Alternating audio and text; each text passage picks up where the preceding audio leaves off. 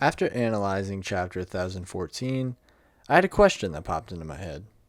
Why did Kaido care so much about Big Mom blasting a hole into the Skull Dome? Why isn't Kaido just focusing on his real goal, which is getting rid of the Scabbards and Momonosuke? What about the Skull Dome itself or on the island of Onigashima is so important that Kaido would care about Big Mom stopping their own enemies? Because of all these strange thoughts I had, I decided that Onigashima must mean something much deeper to Kaido than any of us have ever expected it to be. And because of that, this wild theory was born, so I hope you will stick along with me as I walk you through my entire thought process. This is going to be another kind of really weird theory of mine. I thought about this immediately after analyzing Chapter 1014 and after looking through other events that Kaido has been related to throughout the entirety of One Piece. So, I think that this theory makes some sense. I hope you think so as well. And if you enjoy, make sure to do the YouTube spiel, the like, the comment, the subscribe, and I hope you enjoyed this video. Kaido's line referencing Big Mom's attack made me realize that this entire place means something much more important to Kaido than we ever expected. And because of this, I decided to look back on every single thought I've had about Onigashima ever since the start of the series to see if I could piece together any information. Originally, I thought that the island of Onigashima was an ancient giant skull, and that it was important due to my original thought that Kaido was an ancient giant himself. The Skull Dome also looks similar to oars, and since Kaido also had horns for some unknown reason, I pieced the two together. However, now that Kaido is seemingly human, I've been considering other theories on Onigashima's importance. I started from even earlier in the story. Instead of focusing on Onigashima itself, I focused on major moments that Kaido has been associated with ever since he's been a part of the story. Kaido was introduced with two grand claims. One, wanting to die, and two, wanting to make, quote-unquote, the greatest war the world has ever seen with the help of Doflamingo. Since Doflamingo was directly mentioned, I searched for Kaido's relation to Dressrosa, and more specifically, I searched for elements from Wano that were present in the arc itself.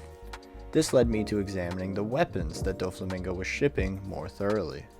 In the chapters leading up to the crew's ascent of Zunisha, Koala mentions the dragon that the weapons that Doflamingo was shipping were made with a special mineral only available to very few islands. When Dragon asks what the name of this mineral actually is, Koala responds saying, "Have you ever heard of drunken iron ore?" Now, this mineral concept struck a chord with me for two reasons. One, because I assumed now, looking back on this moment, that Oda was referring to the prison mines that Luffy had spent many chapters of Wano inside of.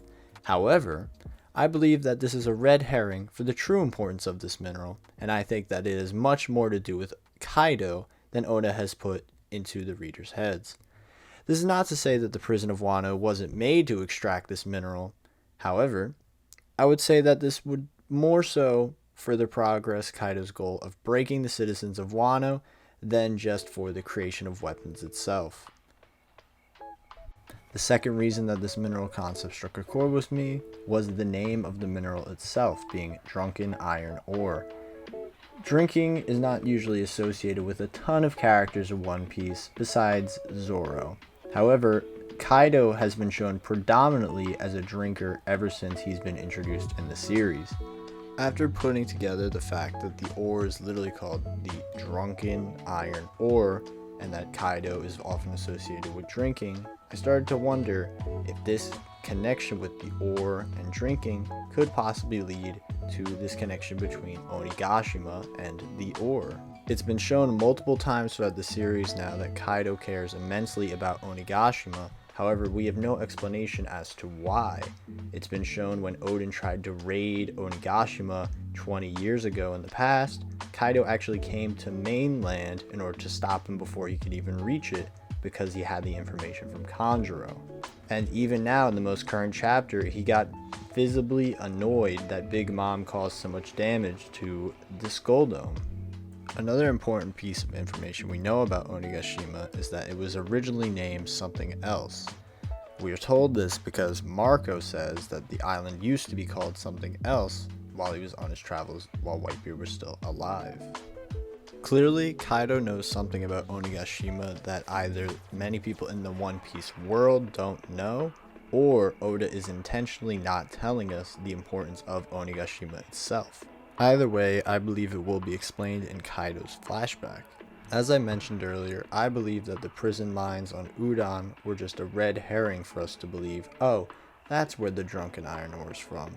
In reality, I think that the island of Onigashima either has large pockets of or is almost entirely made out of these drunken iron ore minerals. Following this mindset, I believe that this gives two reasons behind Kaido's new Onigashima project instead of just one.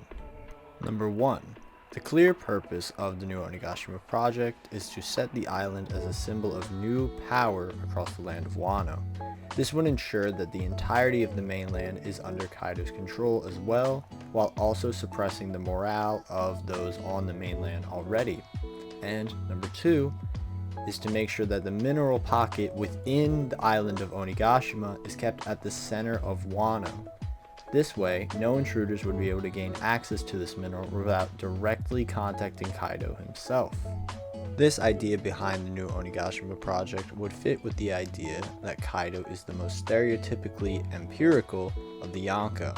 This is because of his tyrannical rule he wants to hold over Wano, his encroachment on the materials of his own land and the land of Dressrosa, and the emphasis on making the island into his own vision and trying to erase the past that it once had. Some other examples of Kaido's more tyrannical acts include him trying to literally kill anyone who he thinks he cannot break into submitting into his own will, and killing the actual heirs to the throne of Wano, meaning he's trying to kill the Scabbards because he knows that he won't be able to break them because they're so fond of Odin, and him attempting to kill Orochi. This move of the Onigashima Island would ensure that Kaido is in complete control of every facet of Wano, which would fit with Kaido's planned conquering of the former Wano into the newly adorned new Onigashima. This would also ensure that Kaido would become a solidified figure in the world of One Piece as a strong emperor, but also someone with a valuable treasure to exchange. This would be another concept of glory that Kaido was searching for, since his concept of glory through a battle has been seemingly unavailable to him for all these years. And I can only imagine how poetic it would be if the villain that Oda created with the dragon power, if their home territory was a hoard of treasure that they wanted to take all for themselves.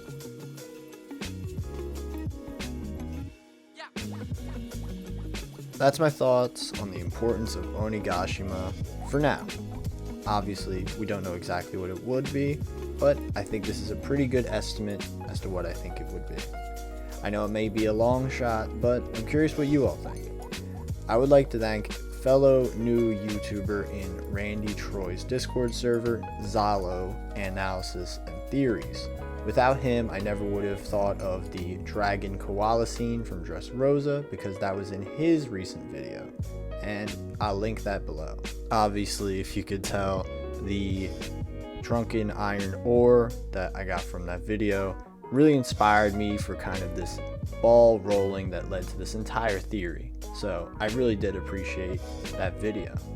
This is a bit of a shorter theory, I know, but I just thought of it really recently because of the developments from chapter 1014, and I thought it would be really cool. So if you enjoyed, make sure to like, comment, subscribe, and I hope you stick around for more theories in the future because I'm honestly really enjoying making these. I didn't think I would be as good, not to say good, but like, you know, competent in making them than I expected, and they're really a lot of fun, so I'll probably make more in the future.